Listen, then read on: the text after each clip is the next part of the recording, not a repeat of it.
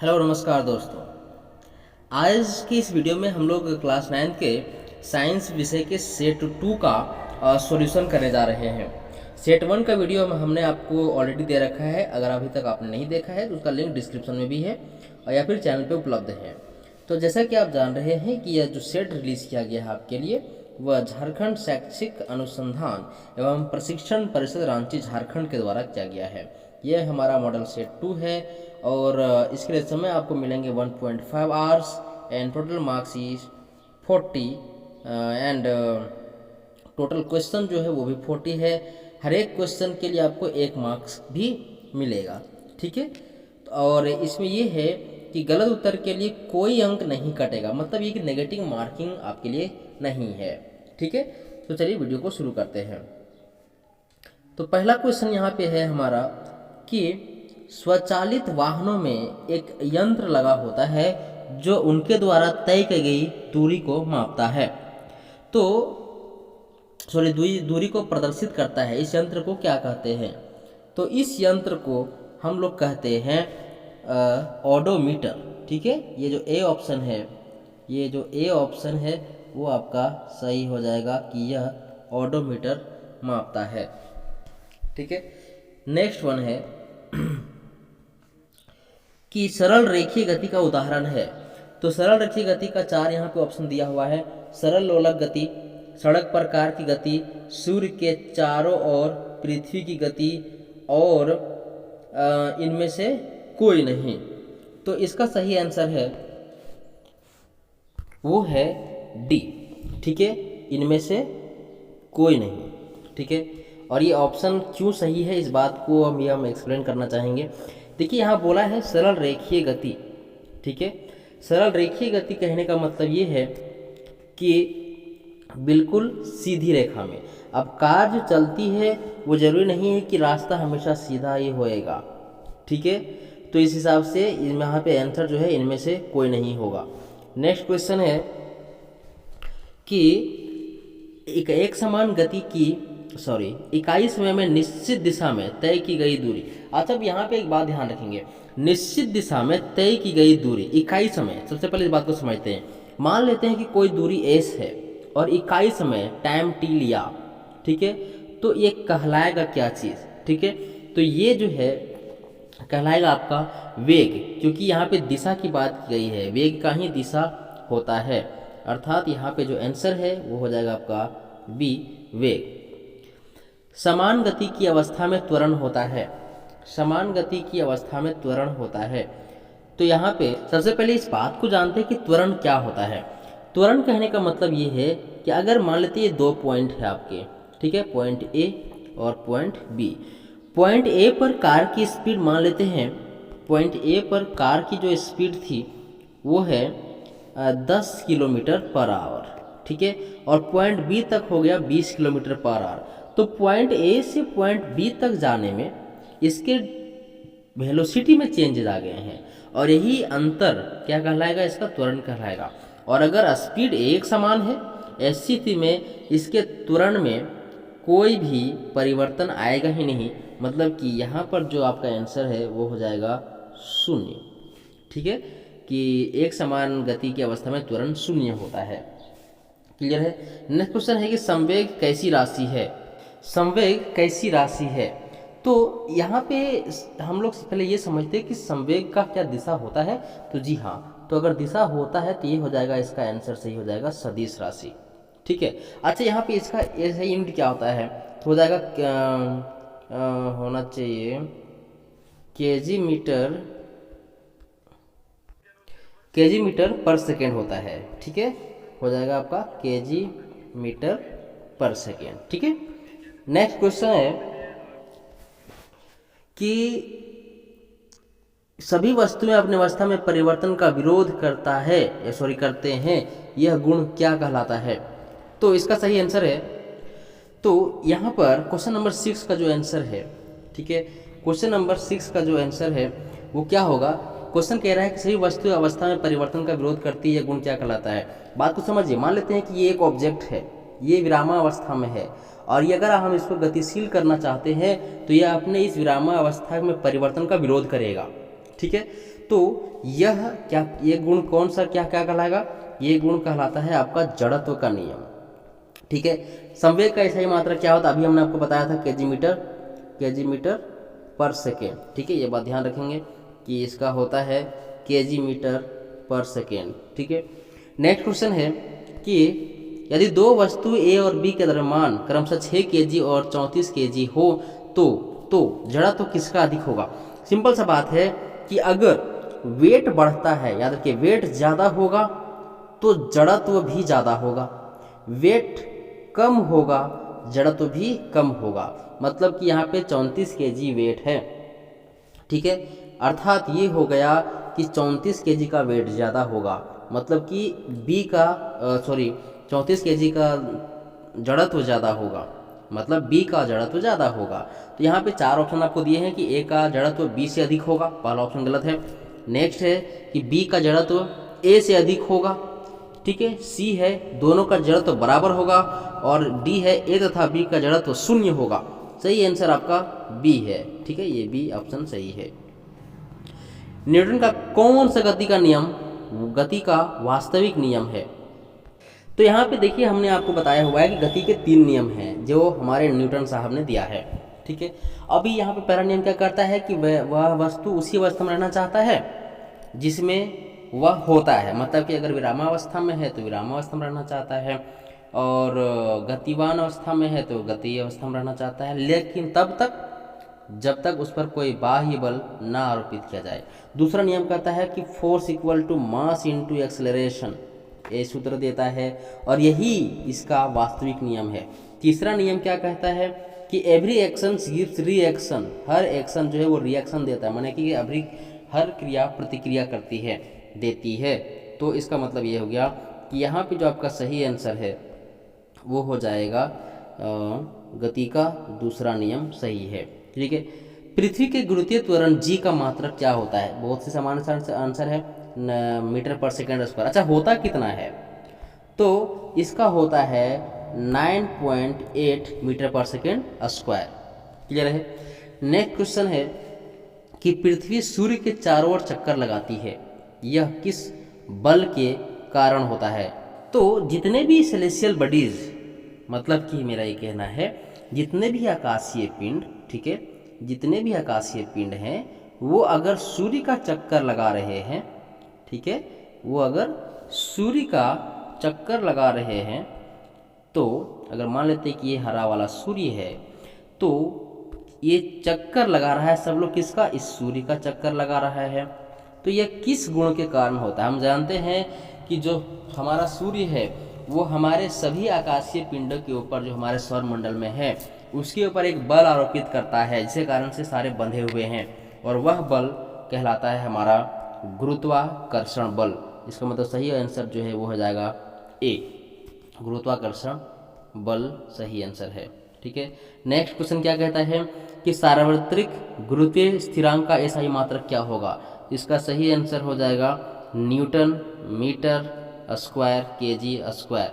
ठीक है, तो सही आंसर आपका है newton metre kg square, metre square kg square. यदि दो वस्तुओं के बीच की दूरी को आधा कर दिया जाए तो उनके बीच का गुरुत्वाकर्षण बल किस प्रकार बदलेगा।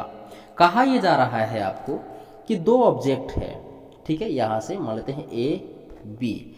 अब ए बी का डिस्टेंस अगर 16 किलोमीटर था तो इसको हमने क्या किया है 8 किलोमीटर कर दिया है। तो अब बताइए कि ए और बी के बीच का जो ग्रेविटेशनल फोर्स है, गुरुत्वाकर्षण बल है, वह किस प्रकार बदलेगा या प्रभावित होगा। तो चलिए इसका आंसर आपको बताते हैं। तो हम सभी जानते हैं कि जी का, ठीक है, सॉरी, फोर्स का एक वैल्यू होता है, क्या होता है भाई, जी m1 m2 का बाय आर स्क्वायर। और यहाँ बोला गया आपको कि इस डिस्टेंस को आधा कर देना है। तो देखो ये पूरे का फिर स्क्वायर हो जाएगा इस प्रकार से, तो 2 का स्क्वायर हो जाएगा 4, ठीक है, और ये 4 नीचे है तो ये गुणा में चला जाएगा ऊपर 4, मतलब कि ये पूरा जो वैल्यू है वो कितना गुना दिख रहा है आपको, 4 गुना दिख रहा है। तो यहाँ पे सही आंसर जो है वो हो जाएगा कि नहीं, 4 गुना बढ़ जाएगा। अब है कि द्रव्यमान का मान सभी जगह होता है। अच्छा, 2 चीज़ें होती हैं, एक होता है द्रव्यमान, ठीक है, एक होता है द्रव्यमान और दूसरा होता है भार। इन दोनों में से एक कभी भी परिवर्तित नहीं होता है। तो देखते हैं कि कौन परिवर्तित नहीं होता है। तो इस क्वेश्चन के लिए आपका सही आंसर है, तो द्रव्यमान जो है वो कभी नहीं बदलता है। बदलता कौन है? भार बदलता है, इसीलिए इसका आंसर हो जाएगा समान। नेक्स्ट है कि दिए गए चित्र में पदार्थ की किस अवस्था के कणों को दर्शाया गया है। तो हम जानते हैं कि ठोस के कणों का जो बीच के जो डिस्टेंस होते हैं वो बहुत ही ज़्यादा कम होते हैं, ठीक है। क्यों? क्योंकि कणों के बीच में एक बल लगता है, हमने आपको ये बताया हुआ है, एक बल लगता है जिसको कहते हैं IMF, ठीक है, मतलब कि इंटरमोलिकुलर फोर्स, या फिर इसको हिंदी में बोलेंगे अंतर आणविक बल, ठीक है। तो ये ठोस को दिखा रहा है। नेक्स्ट क्वेश्चन है कि अगरबत्ती की सुगंध आपको दूर से ही मिलती है, इसमें पदार्थ के कण के किस गुण का पता चलता है। एकदम सामान्य सा सवाल दिया हुआ है कि अगर अगरबत्ती हम रूम में जलाते हैं तो हमें कुछ देर के बाद पूरे रूम में उसका सेंट पता चलता है। तो क्यों? अगर उसके कण गतिशील नहीं होते, अगर उसके कण गतिशील नहीं होते तो कहीं ना कहीं ये आपके तक पहुंचता ही नहीं, अगरबत्ती जहाँ जल रही होती केवल वहीं चला जाता। नेक्स्ट क्वेश्चन है निम्नलिखित में किस पदार्थ में, निम्नलिखित में किस पदार्थ में विसरण की गति तेज होगी। जल, ऑक्सीजन, लोहा और ऑप्शन है तेल। तो इसका सही आंसर है यहाँ पे ऑक्सीजन, ठीक है। नेक्स्ट क्वेश्चन, वायुमंडलीय दाब पर 1 kg ठोस को उसके गलनांक पर, 1 kg ठोस को उसके गलनांक पर द्रव में बदलने के लिए जितनी उसमें ऊर्जा की आवश्यकता होती है उसे क्या कहते हैं। तो इसे हम लोग कहते हैं संगलन की गुप्त ऊष्मा, ठीक है। नेक्स्ट क्वेश्चन है कि द्रव अवस्था में परिवर्तित हुए बिना ठोस अवस्था से सॉरी क्वेश्चन कहाँ चला गया। द्रव अवस्था में परिवर्तित हुए बिना ठोस अवस्था से सीधे गैस और वापस ठोस में बदलने की प्रक्रिया क्या कहलाती है। जनरली होता ये है कि पदार्थ सॉलिड स्टेट से पहले जाते हैं लिक्विड स्टेट में, ठीक है, और लिक्विड से जाते हैं गैसियस स्टेट में। क्लियर है? तो हो ये रहा है इस बार कि सॉलिड से सीधा गैस चला जा रहा है, गैस में बन रहा है, और गैस से सीधा सॉलिड अवस्था में आ रहा है। तो इस प्रक्रिया को हमने आपको बताया था, कहते हैं ऊर्ध्वापातन कहते हैं। अच्छा, अगर उदाहरण पूछेगा तो उदाहरण आप कपूर को दे सकते हैं, ठीक है। ऊर्ध्वापातन की क्रिया यहाँ पे होती है। तो इस हिसाब से इसका जो सही आंसर है अभी हो जाएगा आपका ऊर्ध्वापातन, ठीक है। क्वथनांक से कम ताप पर द्रव के वाष्प में परिवर्तित होने की क्रिया वाष्पीकरण कहलाती है। 0 डिग्री सेल्सियस बराबर होता है, यहाँ पे तापमान को परिवर्तित करने की क्रिया हमने आपको बताया हुआ है कि 0 डिग्री सेल्सियस इक्वल टू होता है 273 केल्विन। क्लियर है? और जैसे जैसे ये तापमान बढ़ेगा वैसे वैसे ये भी उसमें जुड़ते चला जाता है। मतलब कि अगर ये 1 हुआ तो इसमें हम क्या करेंगे, एक को जोड़ देंगे, तो यह हो जाएगा 274 केल्विन, ठीक है। तो यहाँ पे सही आंसर हो जाएगा आपका 0 डिग्री सेल्सियस जो है वो 0 डिग्री सेल्सियस जो है वो 273 केल्विन के बराबर होता है। सही आंसर है बी। डाल्टन के परमाणु सिद्धांत, ठीक है।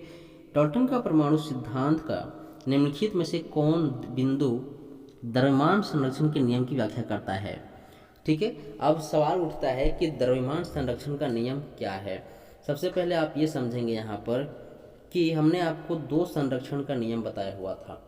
एक जो संरक्षण का नियम है वो है द्रव्यमान का और दूसरा है ऊर्जा का, ठीक है। द्रव्यमान संरक्षण का नियम कहता है कि किसी भी रासायनिक अभिक्रिया में ना ही हम द्रव्यमान को बना सकते हैं और ना ही उसका हम विनाश कर सकते हैं। हाँ, उसका हम एक रूप से दूसरे रूप में परिवर्तन करते हैं। ऊर्जा संरक्षण का नियम भी वही कहता है कि हम ना ही ऊर्जा को बनाते हैं और ना ही उसका विनाश करते हैं। हाँ, इसके रूपों में हम परिवर्तन कर सकते हैं। तो क्वेश्चन नंबर 22 के लिए जो सही ऑप्शन है वो है आपका, तो इस क्वेश्चन के लिए जो आंसर है कि ऑक्सीजन का परमाणु द्रव्यमान तो डाल्टन का परमाणु सिद्धांत जो कि द्रव्यमान संरक्षण के नियम पर आधार निर्भर है। तो इसमें कहता है कि परमाणु अविभाज्य सूक्ष्म कण होते हैं जो रासायनिक अभिक्रिया में ना तो निर्मित होते हैं और ना ही उनका विनाश होता है। तो सही आंसर जो है वो हो जाएगा आपका सी। ठीक है, क्योंकि किसी भी रासायनिक अभिक्रिया में ना ही द्रव्यमान का निर्माण होता है और ना ही उसका विनाश होता है। तो इस क्वेश्चन के लिए जो आपका आंसर है वो हो जाएगा सी। नेक्स्ट क्वेश्चन है कि ऑक्सीजन का परमाणु द्रव्यमान 16 म्यू है। तो इसका अर्थ क्या है? इसका अर्थ ये है कि ऑक्सीजन का एक परमाणु कार्बन 12 परमाणु के द्रव्यमान के 1/12वें भाग से 16 गुना भारी है। नेक्स्ट क्वेश्चन है कि किसी भी यौगिक का सूक्ष्मतम कण जो स्वतंत्र रूप में रह सकता है तथा उस यौगिक के सभी गुण को प्रदर्शित करता है क्या कहलाता है? तो ये कल भी क्वेश्चन रिपीट हुआ है आज कि ये अणु कहलाता है। निम्नलिखित में से कौन सा यौगिक चतुर परमाणुक है? मतलब कि 4 परमाणु को धारण कर रहा है। ठीक है, तो यहाँ पे देख सकते हैं कि जो अमोनिया है वो चतुर परमाणुक है।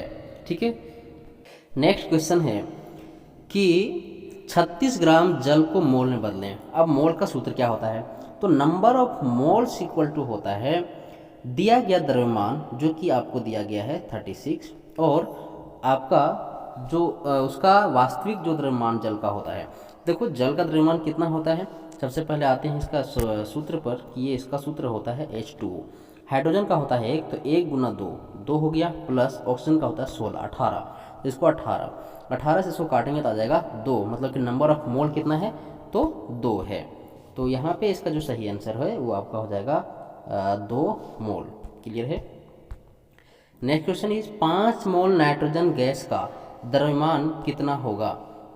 ठीक है, तो 5 मोल नाइट्रोजन गैस का अगर द्रव्यमान हमको पूछा है तो इस क्वेश्चन का जो आंसर बनेगा वो कुछ इस प्रकार से बनेगा कि आपको दिया गया मोल अभी हम लोग निकाल रहे थे तो n हो जाएगा आपका 5। ठीक है, उसके बाद आपको द्रव्यमान निकालना है, m नहीं पता, लेकिन N2 का जो मोलर मास है वो हो जाएगा आपका एक n का होता है 14, चूँकि N2 बोल रहा है। ठीक है, N2 देखो ये होता है, तो एक n का 14, 2 का कितना हो जाएगा 28, यहाँ हो जाएगा 28। अब इस 28 को इधर गुणा करेंगे तो हो जाएगा 28 को अगर 25 करेंगे तो हम लोग का जो आंसर आएगा वो आ जाएगा 140। तो इसका आंसर सही है ये बी। ठीक है, नेक्स्ट क्वेश्चन, कोशिका का बिजली घर क्या है? ठीक है, तो हम सभी जानते हैं कि कोशिका से संबंधित कुछ प्रश्न हैं जो आपको जानना चाहिए कि कोशिका का खोज कब हुआ। तो ये खोज हुआ था 1665 ईस्वी में।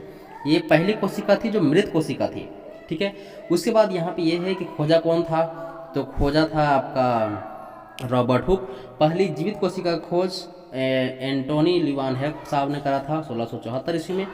तो कोशिका का जो बिजली घर है वो वो होता है आपका माइटोकॉन्ड्रिया। ठीक है, बहुत ही आसान सवाल है, बायोलॉजी से है। निम्नलिखित में से किस यौगिक का अपना डीएनए तथा राइबोसोम होता है? ये कल के क्लास में ही हमने आपको बताया है। ठीक है, ये हमने आपको कल के क्लास में ही बताया था ये चीज़ कि किसका अपना।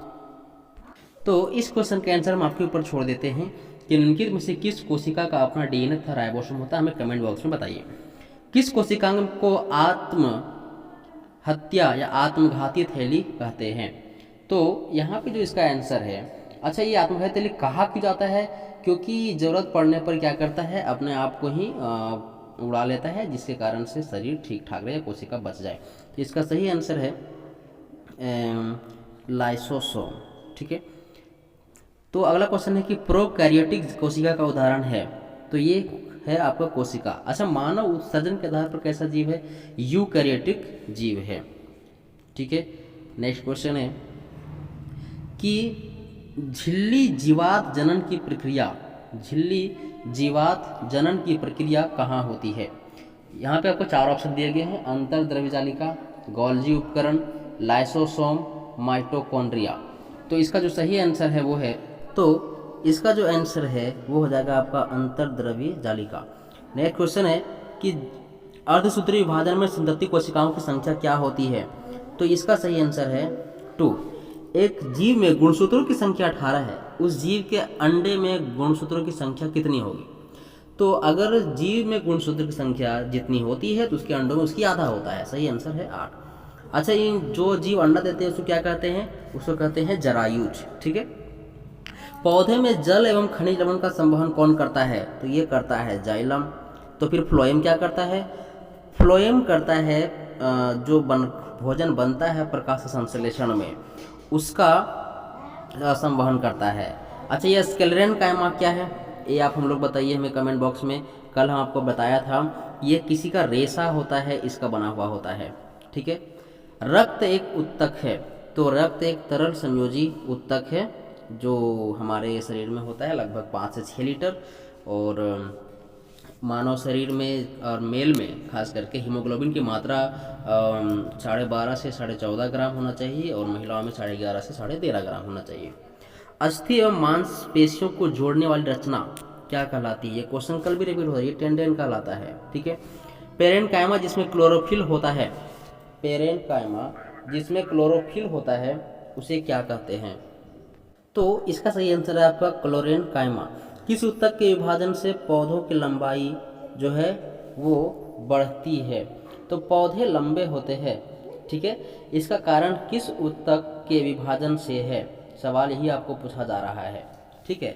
तो याद रखिए कि पौधे के बारे में कुछ जानकारी आपको होना चाहिए कि इसमें कितने समान उत्तक होते हैं। तो 2 ही होते हैं। कौन कौन होता है? तो जाइलम और फ्लोएम होता है। उसके बाद आपको ये ध्यान रखना है कि सबसे ऊपरी भाग में क्या होता है? विभजित तक ही होता है और उसी के कारण से ही वो बढ़ते भी हैं। इसका आंसर हो जाएगा ए। मुख्य गुहा का आंतरिक सतह किस उत्तक का बना होता है? तो मुख्य गुहा का जो आंतरिक सतह है, ठीक है, वो यहाँ पे आपको 4 ऑप्शन दिए हुए हैं, एपिडर्मल, तंत्रिका, संयोजी और पेशीय। तो इसका जो आंसर है वो है, तो इसका सही आंसर है आपका एपिडर्मल। ठीक है। ये एपिडर्मल सही है। इस प्रकार से ये पूरा सेट आपका कंप्लीट हो जाता है। अगर आपको कोई डाउट है तो हमें कमेंट बॉक्स में कमेंट कर सकते हैं।